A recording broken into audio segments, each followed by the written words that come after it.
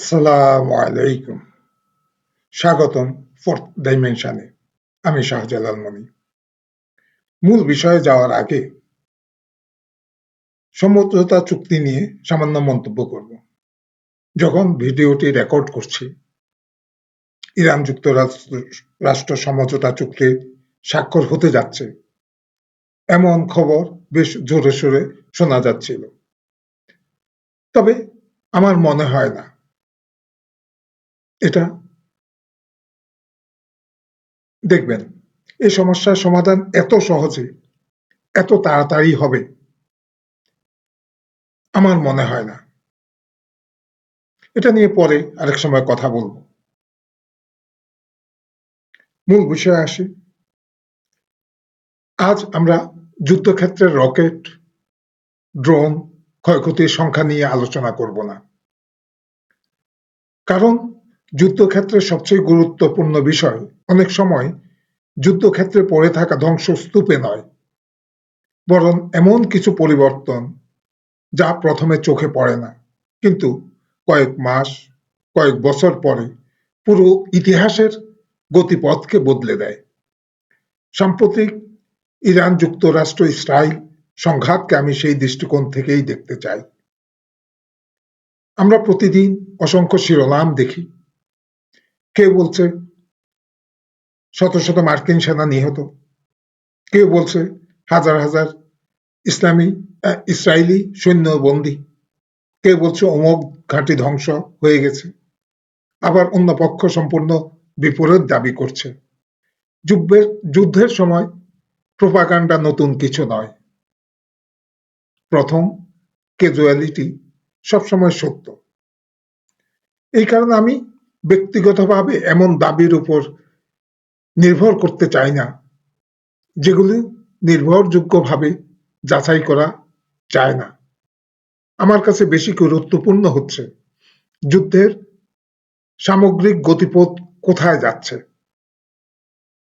কোন পক্ষ কৌশলগতভাবে লাভবান হচ্ছে, আর সবচেয়ে বড় প্রশ্ন, এই যুদ্ধ কি আদৌ সেই জায়গায় যাচ্ছে যেখানে এটি শুরু করার সময় পরিকল্পনা করা হয়েছিল।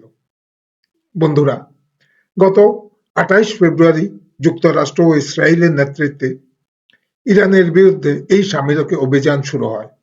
তখন ধারণা ছিল সম্পূর্ণ ভিন্ন।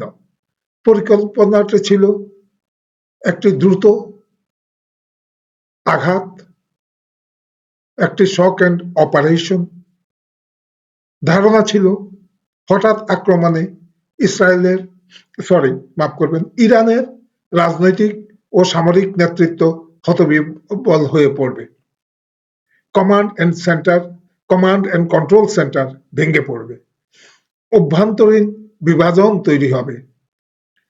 এরপর খুব অল্প সময়ে ইরানকে আলোচনার টেবিলে এনে নিজেদের শর্ত মেনে নিতে বাধ্য করবে। সংক্ষেপে এটি হওয়ার কথা ছিল একটি স্বল্প মেয়াদী যুদ্ধ, কিন্তু কয়েক মাস পরে দাঁড়িয়ে আমরা সম্পূর্ণ ভিন্ন বাস্তবতা দেখছি।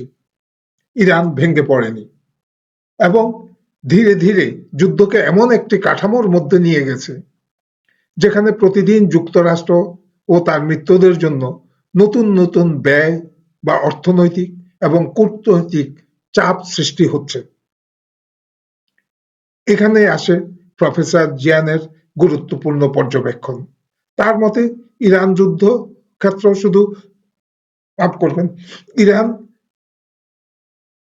যুদ্ধক্ষেত্রে শুধু প্রতিরোধ করছে না, বরং এমন একটি কৌশলগত পরিস্থিতি তৈরি করছে যেখানে যুক্তরাষ্ট্রকে দুই বিপরীত স্বার্থের মধ্যে একটিকে বেছে নিতে বাধ্য করা হচ্ছে।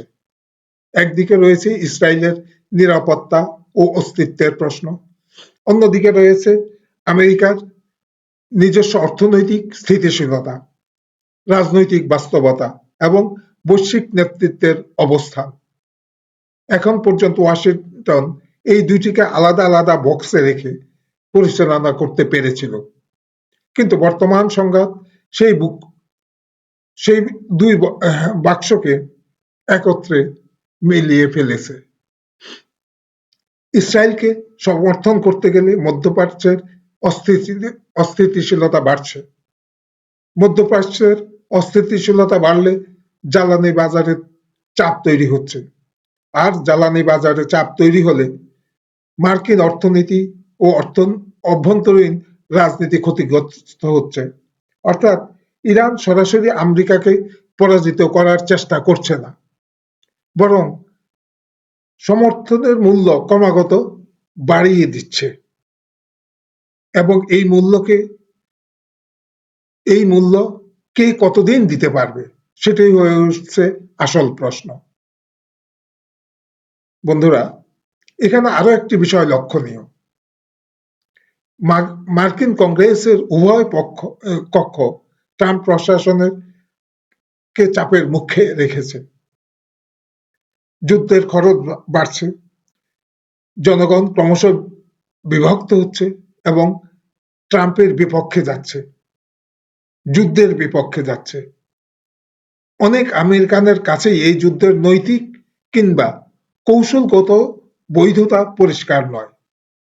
যে যুদ্ধের জন্য জনগণকে সরাসরি কোনো অস্তিত্বগত হুমকির কথা বোঝানো যায় না, সেই যুদ্ধ দীর্ঘমেয়াদে টিকিয়ে রাখা সবসময় কঠিন। অন্যদিকে ইসরায়েলের অবস্থাও সহজ নয়, কারণ ইসরায়েলের জন্য এই যুদ্ধ কেবল একটি আঞ্চলিক সংঘাত নয়, তাদের কাছে এটি নিরাপত্তা ও রাষ্ট্র টিকে থাকার প্রশ্ন। ফলে ওয়াশিংটন যেখানে ব্যয় লাভের হিসাব করছে, সেখানে তেল আবিব অস্তিত্বের হিসাব করছে। এই দুই হিসাব সবসময় এক হয় না, এবং আজ মনে হচ্ছে এই দুই হিসাব ধীরে ধীরে বিপরীত মেরুতে চলে যাচ্ছে। এই কারণেই বর্তমান পরিস্থিতি অত্যন্ত বিপজ্জনক, কারণ তিনটি প্রধান পক্ষ ইরান, যুক্তরাষ্ট্র এবং ইসরায়েল প্রত্যেকেই এমন এক অবস্থানে দাঁড়িয়ে আছে যেখান থেকে পিছিয়ে আসা রাজনৈতিকভাবে ব্যয়বহুল এবং ঝুঁকিপূর্ণ, আবার সামনে এগোনো আরো ভয়ঙ্কর। প্রফেসর জিয়াংয়ের এই অবস্থানকে কার্যত একটি কৌশলগত ডেড এন্ড হিসাবে ব্যাখ্যা করেন, এবং ইতিহাসে আমাদেরকে বলে ডেড এন্ড সবচেয়ে ভয়ঙ্কর হয় যখন সেখানে আগ্রাসী মনোভাবাপন্ন একাধিক পক্ষ উপস্থিত থাকে, কারণ তখন যুক্তি নয়, আবেগ সিদ্ধান্তকে প্রভাবিত করে। আর আবেগ যখন রাষ্ট্রীয় কৌশলকে নিয়ন্ত্রণ করতে শুরু করে, তখন ভুল হিসাবের সম্ভাবনা দ্রুত বেড়ে যায়। বন্ধুরা, এই মুহূর্তে সবচেয়ে গুরুত্বপূর্ণ বিষয় হচ্ছে বড় পরিবর্তনগুলো অনেক সময় বড় ঘটনার মাধ্যমে আসে না। অনেক সময় ছোট পদক্ষেপ, একটি সামান্য কৌশলগত পরিবর্তন, একটি অপ্রত্যাশিত আঞ্চলিক মুভ ভবিষ্যতের পুরো সমীকরণ বদলে দিতে পারে। মিডিয়া শিরোনাম সাধারণত বিস্ফোরণ দেখায়, কিন্তু ইতিহাস প্রায় লেখা হয় সেই নীরব পরিবর্তনগুলো দিয়ে, যেগুলি প্রথমে কেউ লক্ষ্যই করে না। আজকের মধ্যপ্রাচ্য ঠিক সেই ধরনের একটি মুহূর্ত অতিক্রম করছে।